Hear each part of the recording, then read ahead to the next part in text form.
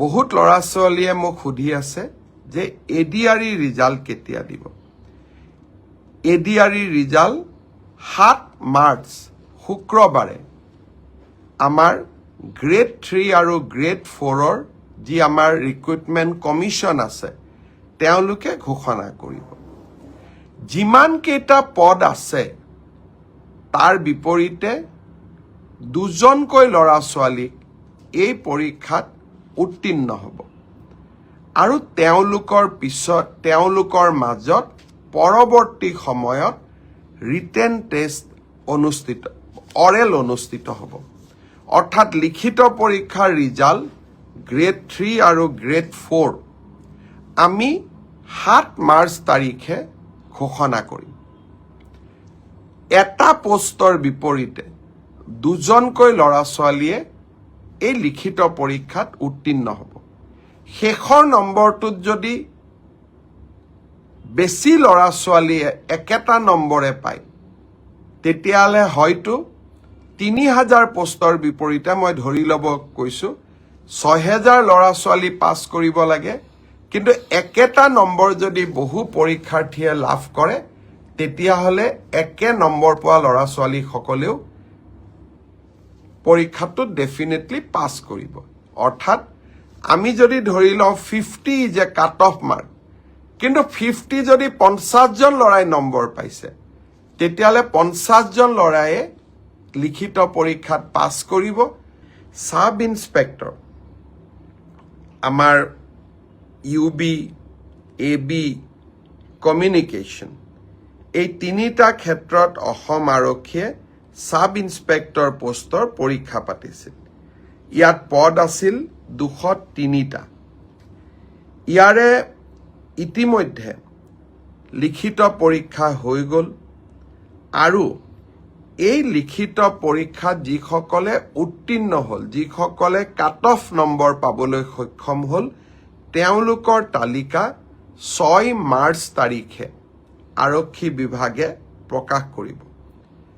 6 March তাৰিখে লিখিত পৰীক্ষাৰ ৰিজাল্ট হোৱাৰ লগে লগে PST আৰু PET আৰম্ভ হ'ব আৰু PST আৰু PETৰ এডমিট কাৰ্ড আপোনালোকে 9 মাৰ্চত ডাউনলোড কৰিব পাৰিব আৰু PST আৰু PET 17 মাৰ্চৰ পৰা আৰম্ভ হ'ব। এয়া হ'ল অসম পুলিচৰ সাব ইন্সপেক্টৰ UB, AB আৰু কমিউনিকেশ্যন ইয়াৰ বাবে যি পৰীক্ষা হৈছিল। ইয়াৰ পিছত আমাৰ এটা ডাঙৰ পৰীক্ষা হৈছিল, সেইটো হ'ল constable UB, constable AB, constable communication আৰু sub officer fire and emergency service. কনষ্টেবলৰ UBত পোষ্ট আছিল 1760টা, কনষ্টেবল ABত পোষ্ট আছিল 2301টা, কনষ্টেবল কমিউনিকেশ্যনত পোষ্ট আছিল 466টা আৰু সাব অফিচাৰ ফায়াৰ ছাৰ্ভিচত পোষ্ট আছিল মাত্ৰ 1টা। এই গোটেই পৰীক্ষাটোৰ ইতিমধ্যে PST আৰু PET কমপ্লিট হ'ল। এই পৰীক্ষাটোৰ যিসকলে PST, PETত কোন পাছ কৰিলে ইয়াৰে ৰিজাল্ট অসম আৰক্ষীয়ে 12 মাৰ্চ তাৰিখে ঘোষণা কৰিব। অৰ্থাৎ কনষ্টেবল UB, AB পৰীক্ষাৰ প্ৰথম ৰিজাল্ট 12 মাৰ্চ তাৰিখে প্ৰকাশিত হ'ব। ইয়াৰ পিছত আপোনালোকে নিজেও জানে যে এটা লিখিত পৰীক্ষাত আমি অৱতীৰ্ণ হ'ব লাগিব আৰু এই লিখিত পৰীক্ষাটিৰ বাবে যিসকলে কাট অফ মাৰ্ক পাবলৈ সক্ষম হ'ব তেওঁলোকে এডমিট কাৰ্ড 17 মাৰ্চৰ পৰা ডাউনলোড কৰিব পাৰিব আৰু finally AB, UB written test 23 মাৰ্চত অনুষ্ঠিত হ'ব। ইয়াৰ পিছত অসম আৰক্ষীত ড্ৰাইভাৰৰ 667টা পোষ্টৰ বাবে PST আৰু PET অনুষ্ঠিত হৈছিল।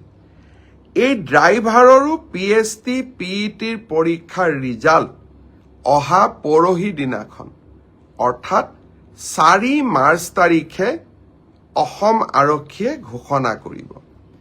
ইয়াৰ পিছত স্বাভাৱিকভাৱে ড্ৰাইভিং টেষ্ট হ'ব আৰু ড্ৰাইভিং টেষ্টৰ পৰীক্ষাৰ বাবে এডমিট কাৰ্ডো 4 তাৰিখৰ পৰা লাভ কৰিব পাৰিব আৰু ৰিটেন টেষ্ট